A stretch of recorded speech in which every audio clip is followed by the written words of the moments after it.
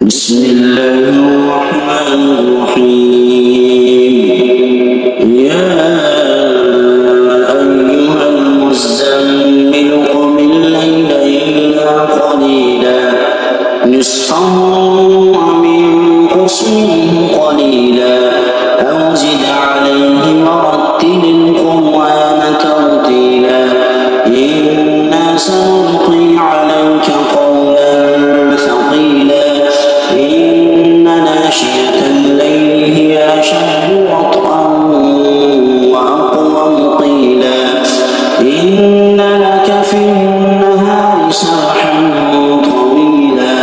واذكر اسم ربك وتبتل إليه تبتيلا رب المشرق والمغرب لا إله إلا هو فاتخذه وكيلا واصبر على ما يقولون واهجرهم هجرا جميلا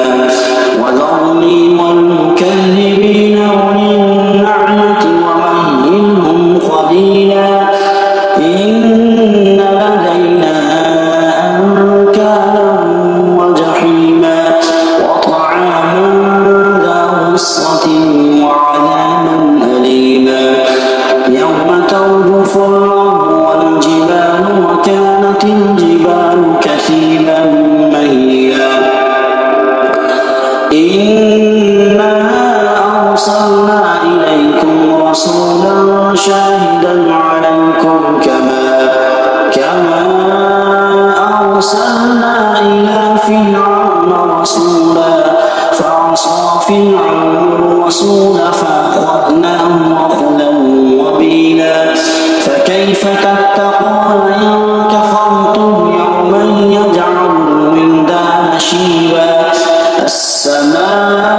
السماء منفطر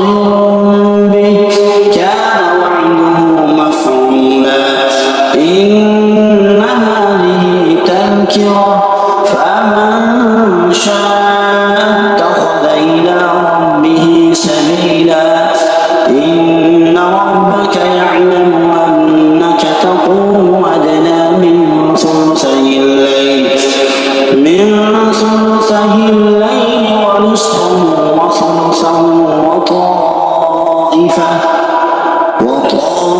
وطائفة من الذين معك والله يقدر الليل والنهار علم أن لن تحصوا فتاب عليكم فاقرؤوا ما تيسر من القرآن علم أن سيكون منكم مرضى وآخرون يضربون في الأرض يبتغون من فضل الله وآخرون يقاتلون في سبيل الله فاقرؤوا ما تيسر منه وأقيموا الصلاة وآتوا الزكاة وأقرضوا الله قرضا حسنا وما تقدموا لأنفسكم